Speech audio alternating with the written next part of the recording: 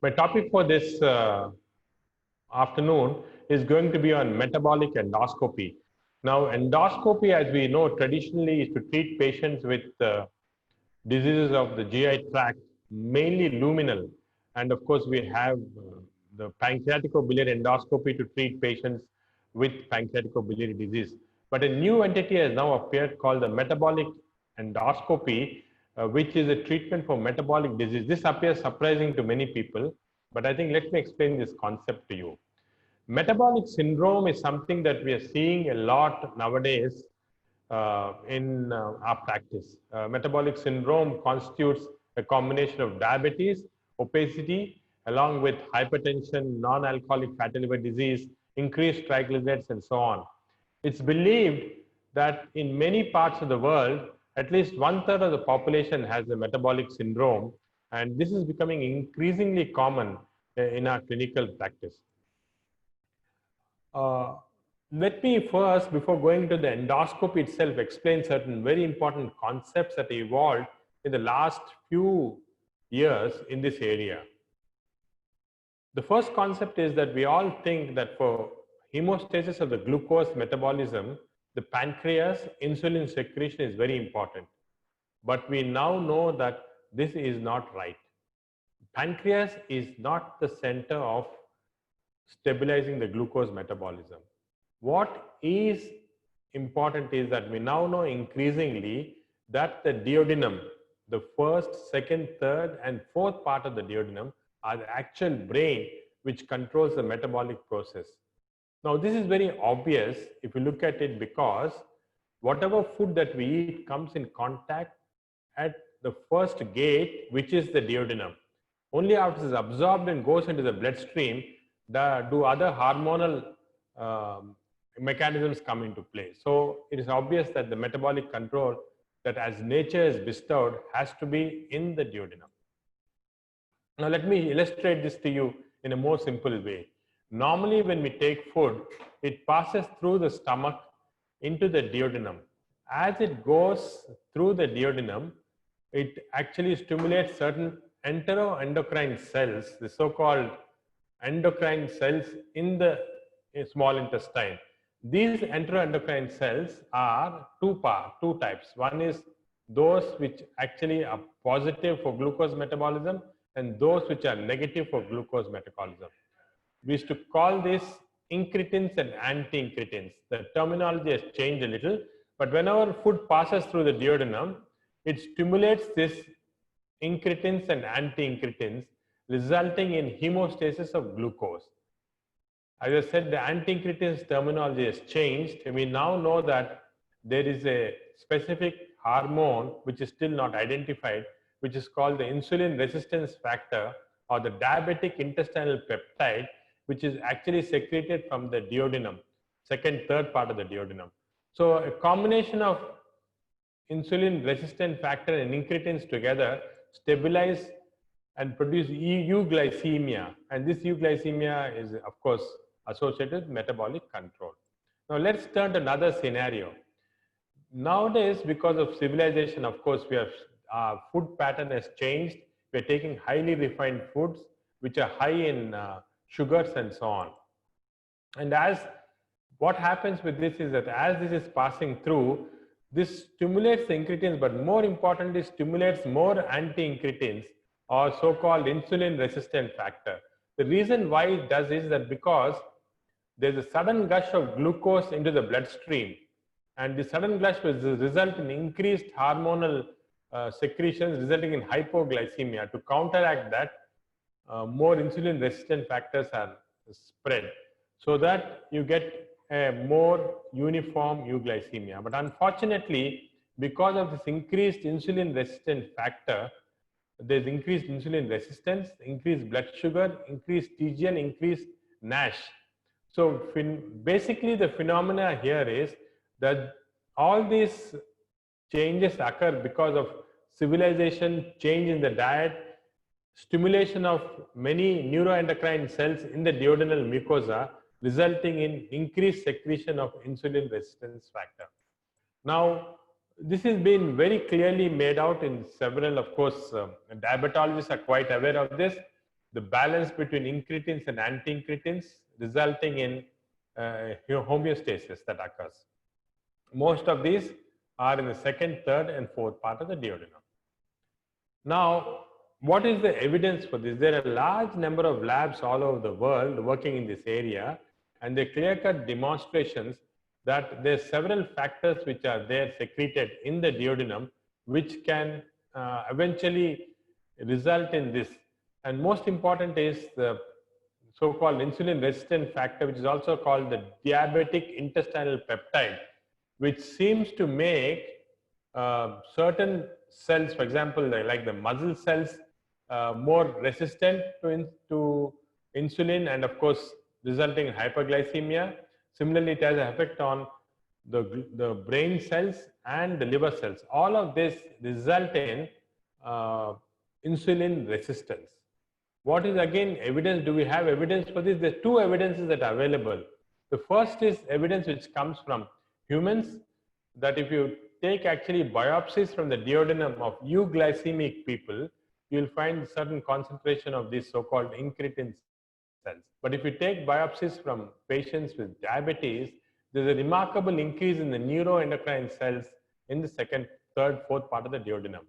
Of course, if you actually feed rats with this high diet, which is very highly refined, which is high caloric diet, you can find over a period of time markedly increased amount of enteroendocrine cells. So there is some evidence, and this again shown by this very nice study where westernized diet induced insulin resistance in mice associated with the duodenal hyperplasia and increased chromogranin A secreting cells.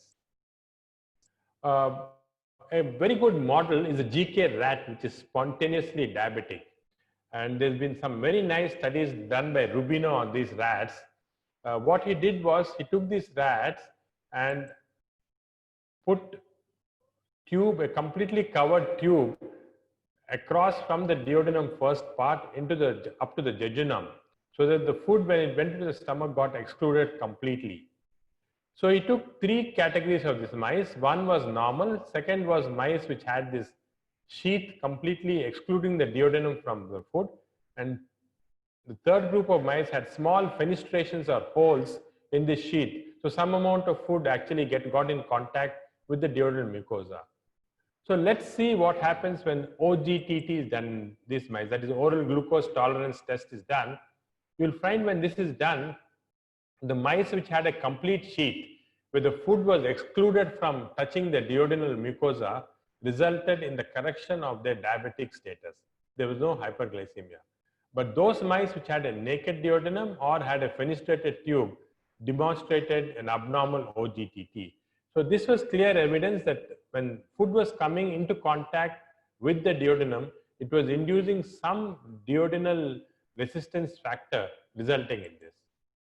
And again, nice experiments from Rubino showing that in mice, if you actually do a GJ and exclude the duodenum, these mice, the diabetes improves. But if you do a GJ but don't exclude the duodenum, the diabetes does not improve. Again, indicating that the presence of food in the duodenum is a stimulus for insulin resistance. This has been obvious to us surgeons. In fact, bariatric surgeons know that when you do a bariatric surgery, a Roux-en-Y gastric bypass surgery, immediately after the surgery, the insulin requirement comes down. Some of these patients go into hypoglycemia, but this is not related to weight, because weight reduction occurs only after, say, 4 weeks or 8 weeks. Even before that, something is changing in these patients, resulting in this hypersensitivity to insulin. The best experiments from this have come from human studies by Dr. Cumming and his group in United States, where they did this very elegant experiment. And let me spend a few minutes on this because this is very important. What they did was took these severely obese patients who had type 2 diabetes, who had OGTT done, and using insulinic clamps showed their insulin resistance. Now, after they did a Roux-en-Y bypass surgery, these patients who had hyperglycemia, after 2 weeks when normal feeding was done, the food went through this jejunal limb bypassed the duodenum, and these patients became normoglycemic, and that is as expected. But what they did additionally was they introduced a gastrostomy tube in these patients, fed these patients through the gastrostomy tube and through the mouth. So the food was going through the jejunum and also through the stomach, through the duodenum also. And surprisingly, these patients, when they were fed this, became hyperglycemic, in spite of the fact that surgery remained same.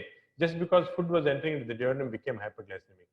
Now, when they removed the gastrostomy tube and went back to the original feeding, they found that these patients again became normoglycemic. These very elegant experiments in human beings showed that food going into the duodenum was responsible for insulin resistance and producing, I think, diabetes and metabolic syndrome in these patients. So duodenal nutrient passage strongly influences insulin sensitivity. So this is clear proof for that.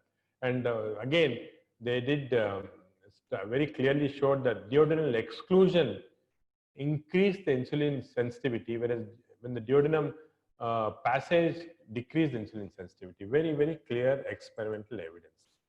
Now, we also know that gastric bypass surgery can do the same. So why not treat all our patients with metabolic syndrome with a gastric Roux-en-Y gastric bypass? Of course, there's a problem with this. The problem is that this surgery has some amount of morbidity and even mortality. Many patients are unwilling to undergo this surgery. And also we have a group of patients who are not obese, who still have a metabolic syndrome. Of course, they can't be treated with this surgery. So for all these reasons, as endoscopists, we started thinking some years back whether we can do something to bypass the duodenum to produce the same effect. So a duodenojejunal liner came in 2008, predominantly studied in South America. These liners channel the food from the stomach, bypasses the small intestine, from the duodenum go directly into the jejunum. And this was the first liner that came, the endobarrier, which was studied extensively in Brazil, which produced the same effect as a bypass surgery. And you can see the endobarrier here, the food passing through and goes into the jejunum. So the first human experience was reported in 2008 by a group in South America, where they showed clearly that this duodenojejunal barrier resulted in not only the BMI coming down 10%, but most important is quite a dramatic improvement in blood glucose, fasting insulin, and of course in A1C levels. And these were maintained for 6 months afterwards. And a few years back at the DDW, a meta-analysis that was published there showed that these patients had improvement in the glycemic control, the A1C which came down by 1.3 without too much of actually body weight loss was about 14%. So glycemic control is very good in these patients. But there's a problem. The problem is that we fix these endobarrier with a certain barbs in the duodenum. Now these barbs result in infection occurring in this area, resultant infection going through the portal system, producing a liver abscess. So some patients with liver abscess were reported in the study, and immediately FDA took notice of this, and because the safety threshold was exceeded in terms of liver abscesses, after the interim results were published, the FDA actually banned the use of this device. So this could no longer be used, although a modified device is now starting to be used now.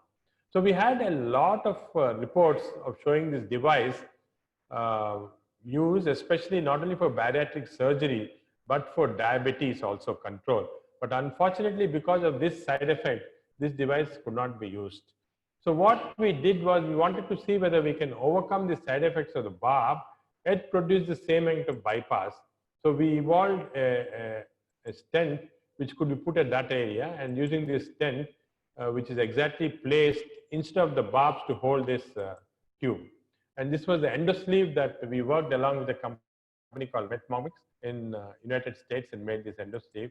And this endosleeve was easy to deploy. You can see the cartoons here where this endosleeve is being used. So we go inside, put a guide wire, and then we can deploy the endosleeve by a special technique, which is very easy. It takes about 15 minutes. And after 3 6 months, once the time period is over, this endosleeve can be very easily removed by endoscopic technique, again as outpatient procedure. So we've demonstrated in a series of cases that putting in and removing this endosleeve is very easy and very safe. And in fact, this was an example of a patient who came to us with extremely high sugar levels, not controlled by even 200 units of insulin. Once we put the endosleeve, there was a dramatic control of our diabetic status, and using small dose of oral anti-diabetics, we could control the hyperglycemia. Some of our results, initial results that we published, a small series. The problem we had was that there's some migration occurring with endosleeve, so we're working on the second version, which is going to be modified so that the migration rates are extremely low and this can be used in clinical practice. But also there is some problem with these endosleeves. The problem is, as soon as you remove these endosleeves, these patients get back their hyperglycemia. So it's a temporary phenomena. So the next thought that came in is, can we do something more permanently by altering the duodenal mucosa to actually see that a more permanent damage is produced? When this concept came, the initial work was done by many workers in Europe and in South America again, where what they did was they actually produced an abrasion in the duodenal mucosa using this strong brush in a mice model. So once this duodenal mucosa was completely abraded, you can see that the mice actually became insulin sensitive, and these diabetic mice became euglycemic. You can see very clearly compared to sham. So based on these experiments, showing very clearly that abrading the duodenal mucosa can result in control of hyperglycemia, further work was done in a swine model where injecting submucosally and raising the duodenal mucosa, heat ablation was applied onto the mucosa so that the mucosa is completely destroyed. And with this destruction of the mucosa, it was shown very clearly that it could be done very safely with control of the metabolic syndromes. This was now converted into human studies, many of which were done in Europe, led by many leaders, including Professor Jack Davier from Erasme Hospital, where they showed clearly that in this technique, an endoscope is passed, a guide wire is passed down. The mucosa is lifted by injecting saline, and then a hot water balloon is applied on the mucosa at 80 degrees centigrade for a few seconds, and you can see immediately the mucosa gets completely abraded. So progressively from below the papilla to the third part of the duodenum, this is done. And what happens then is that these patients then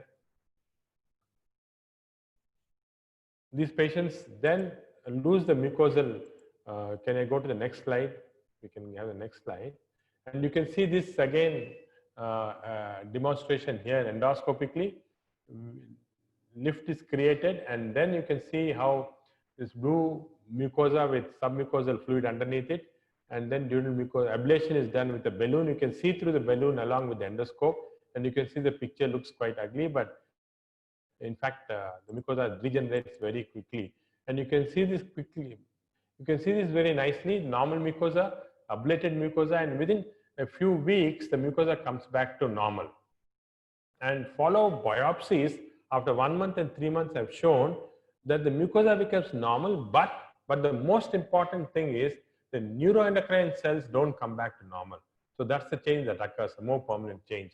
Based on this, several studies have been done with this DMR, so-called duodenal mucosal resurfacing technique by Fractal. And what these studies have shown, the first one, Revita, is now published. Revita 2 is also now ready. INSPIRE is a study which was done in Netherlands, where they actually used by Jack Bergman and his group, who showed that the need for insulin comes down once this is done. The NASH study is going on in Belgium under Jack Davier, where they're trying to see if NASH also can be reversed with this. The Domino study is being done for polycystic ovarian syndromes in London.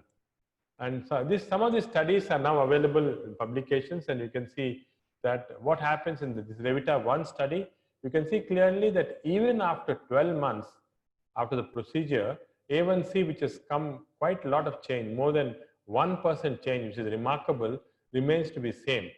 And of course, fasting sugar also is decreased.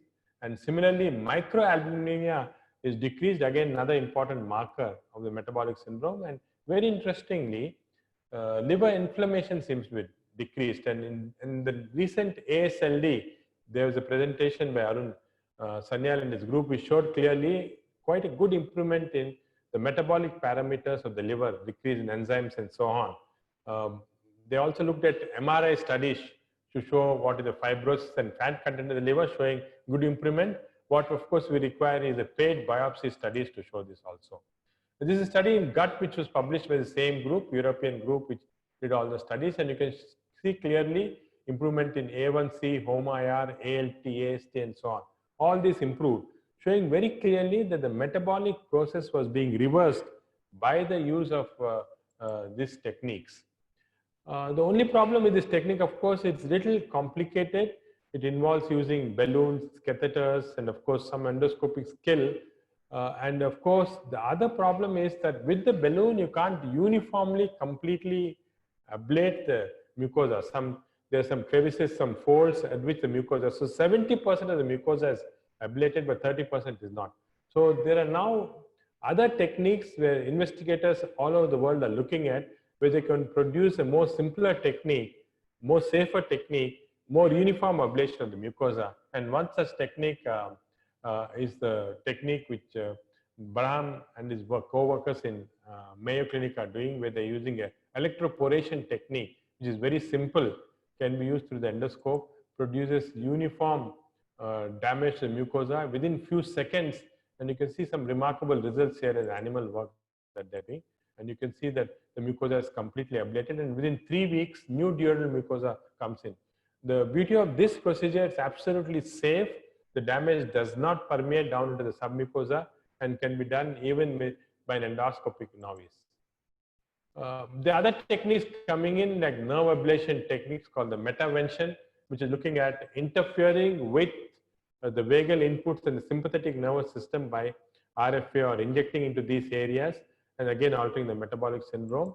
And more interestingly, of course, even certain non-endoscopic techniques like this glycoprotein, which goes and coats the intestinal duodenal mucosa, decreasing the interaction between the neuroendocrine cells and food, resulting in the same effect that were described earlier coming in, but this of course some way off.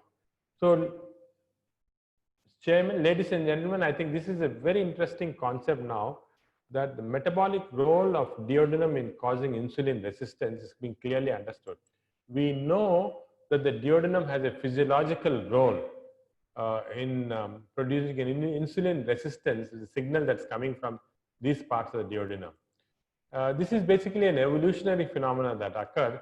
We also know that because that we are starting to take all kinds of refined diets, we are developing a hypertrophy of this area with abnormal enteroendocrine cell population. And we also know that by actually blocking these signals from the duodenum, we can alter the insulin resistance by a variety of techniques. More importantly, endoscopic techniques like sleeves or duodenal mucosal resurfacing. So the answer for whether the duodenum can be used to control the metabolic syndrome is yes. With the endoscope, we can now control the metabolic syndrome. Hopefully in future, more studies in this nature would come, so that endoscopists would predominantly be the main doctors who are actually treating patients with metabolic syndrome. Thank you very much for your attention.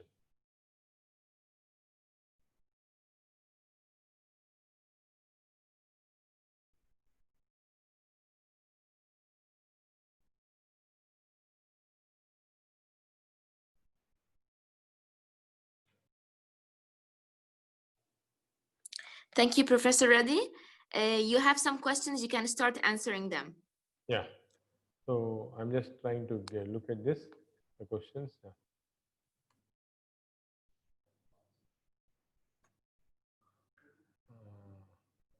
So the first question is from Dr. Rahul Taheli. What is your opinion about gastric balloon placement in the age of ESG? In which patient should be advocated? A gastric balloon is a very temporary phenomena which is useful for certain category of patients for treating bariatric syndromes. That is patients whose are overweight between 25 to 30, or in patients who are very morbidly obese, if you want to get them down so that they can go for surgery, gastric balloon can be used temporarily. There's one study from Singapore which showed that gastric balloon use actually reversed the NASH in these patients.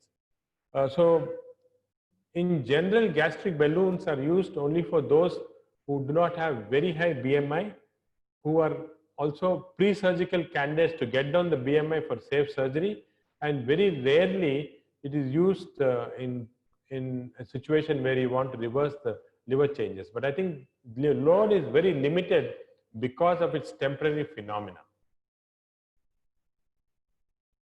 The second question is from Dr. Moshin in Bangladesh, and his question is endosleeve or resurfacing, which one would you prefer? My preference would be resurfacing because resurfacing is more permanent. Once you do resurfacing, hopefully it will last for 1 or 2 years, and because the technique is so simple, we can probably go in and do resurfacing 1 or 2 years. Whereas with a sleeve, we have to remove the sleeves by 6 months, and putting in and removing the sleeves every 6 months is not so feasible compared to resurfacing. And with better technology coming into resurfacing, I think it will become very easy for us to repeat these procedures. So my choice is going to be resurfacing.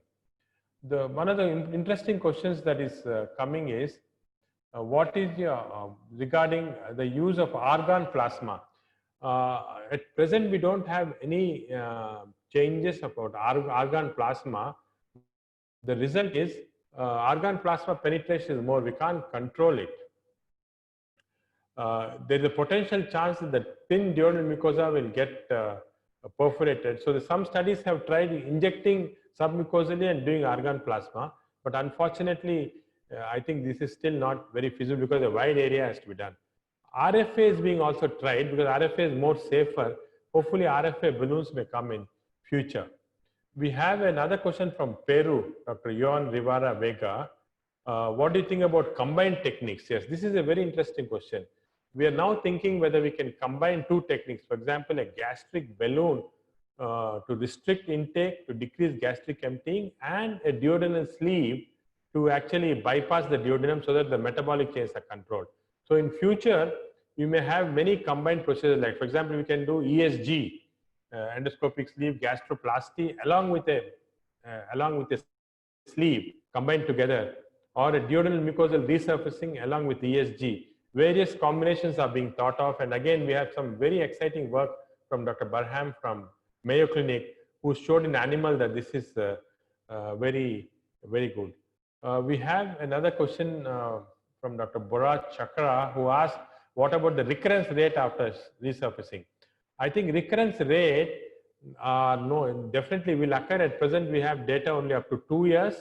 Recurrences will be there. We don't have very long-term follow-up to exactly say what's the recurrence rate. The other important question again from Lima is that whether the duodenal resurfacing results in iron or micronutrient malabsorption. This is a very important question. Studies have been done on this. Unfortunately, there is no micronutrient deficiency in these people, although we substitute with micronutrients in this. Another question from Greece, Demetrius, who's asking us, any case of acute pancreatitis? No. There are 2 complications reported with duodenal resurfacing, both in the early phase in South America with stenosis, and both these patients could be completely treated with just balloon dilatation. Now, technically, potentially, pancreatitis can occur. That's the reason why when this surfacing is done very carefully, starting from below the papilla. A marking is done either by India ink or putting a clip on the other side, exactly at the site of the ampulla, and the resurfacing is done from below this site to avoid the chances of pancreatitis. This is again another same question is being asked. A complication is only the stricture. This can be the stricture. Sajad Ahmed has asked whether any cause of any reason for mortality. Unlikely to have mortality. I think now if I'm right, over 200 cases have been done all over the world. There's been no mortality with this procedure. Dr. Maiko Mischievous is asking whether, again, probably from East Europe, asking whether DMR can be done with balloon enteroscopy. No, DMR can be done with just normal gastroscope. We don't require a balloon enteroscope because you have to go only up to the second or third part of the duodenum. So this is doesn't require any specialized techniques. An ordinary endoscopist can do this procedure. In fact, we're getting lot of questions here, a huge number of questions. So what will we answer some, but probably the others we can do it by answer it by email. So other question that is being asked by Ong is that after resurfacing, can we redo resurfacing? Again, there's no available experience on this, how many times it can be done and so on. But I believe that it's very safe once it is done. And if you get back the metabolic syndrome, I'm sure it can be done again, although there's no experience in this because it's a relatively safe procedure. So I think we are getting many questions. So what we will do is, because it will take a long time to answer all this, we'll take in all these questions and answer them by email to all this audience. And again, I'd like to thank the group in Egypt for giving me this opportunity to present this and interact with all the audience. There seems to be so much enthusiasm in this subject. Thank you. Thank you very much, Professor Reddy. Thank you.